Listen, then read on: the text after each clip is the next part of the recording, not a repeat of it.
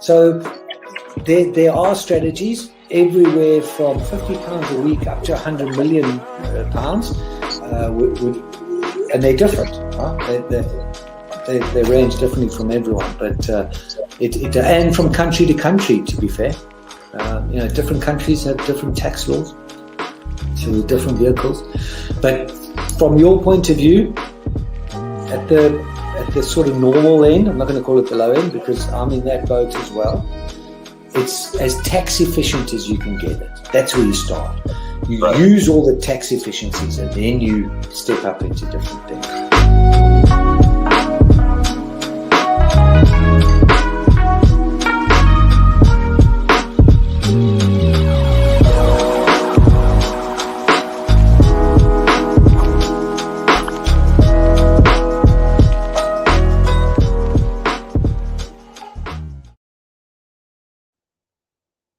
Forces to leave Iraq by end of year. The Britain was 22 seconds off the four-strong leading pack going into the run. A search for space has pushed up the average price per house by 7.3% over the past year.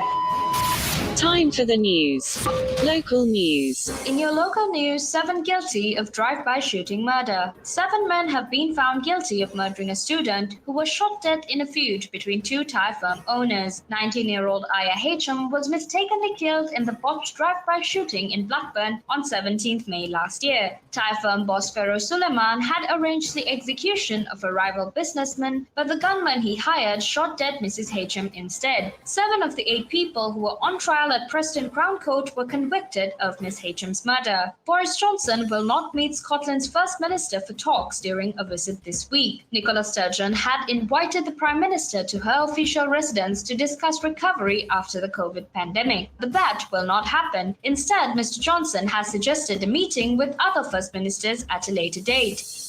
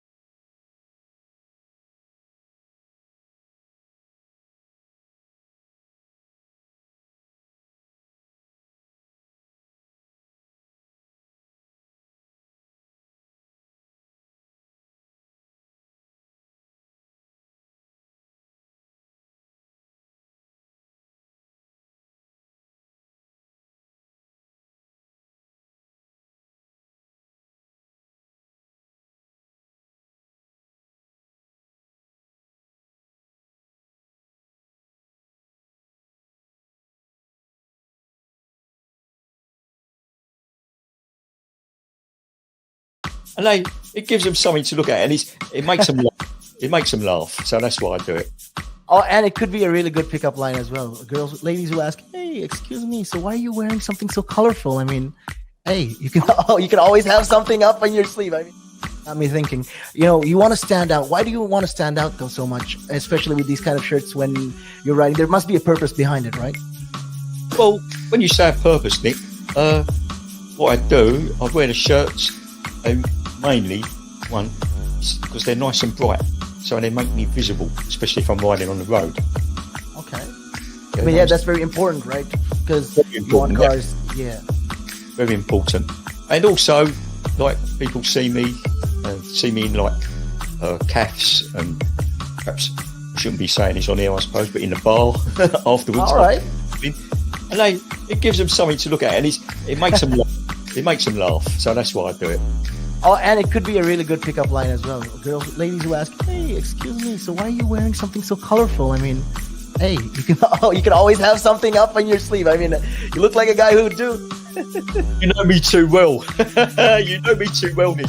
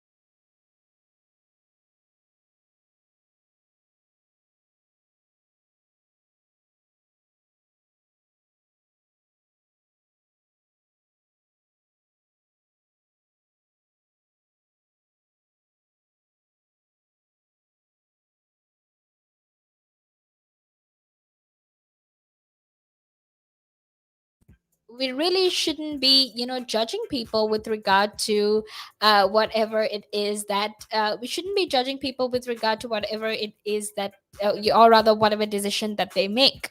All right, so obviously, I don't think you heard anything I said because I just realized that I was unmuted. However, what I was saying all this time is that Meghan Markle has gone through a lot of things, right? And her decision to break away from the royal family has in fact been because that is what she thought was best for herself and her family at that point of time. All right, so ultimately at the end of the day, it's very easy for us to go up there and say, oh, you know what, she wants attention, she's doing this because she wants attention or whatnot. But in reality, the reason she's doing this is simply because of it's simply because of what she thought was good for her and her family, right? And I mean, what do we know about the pressures that you have to face when you are a part of the royal family? So that is what we were talking about, and that's why it's important for us to understand that the reason they've done some of the things they've done is because they thought it was best for themselves, right? And ultimately at the end of the day, who are we to judge? Okay, now we know that they broke away from the royal family in March 2020, and in 2020 she also opened up about her experience with a miscarriage, right? Which I think is very, very important because through that she actually encouraged a lot of other women who are going through similar experiences to sort of come together and talk about the experiences of a miscarriage, right? What she basically did was she encouraged this conversation and she said, look, it's okay if you've gone through it, I've gone through it as well, so now let's come together and talk about it. Because like we were saying yesterday, miscarriages are actually something that there's a lot of silence, stigma, and shame that surrounds miscarriages, right? So obviously when she came up and she said, look, we can talk about my miscarriage, we can talk about how this happens quite often, let's try and have a conversation and try to make sure that a lot of people open up about this experience and share their thoughts with regard to the experience as well. All right, and this year in March, she basically had Oprah's tell-all interview, and then that again didn't turn out that well. And in June 2021, she gave birth to her daughter. All right, so in the end, right now, Megan is doing what she loves to do. She finally looks happy, and she finally looks like she's finally got the state of, she's achieved that peace of mind that she really wanted. So that's good for her, and it's absolutely amazing that she gets to celebrate her birthday doing some amazing work out there. So until then, make sure you stay tuned, because I will be back in a few more minutes to keep talking about this. But until then, obviously, make sure you stay tuned.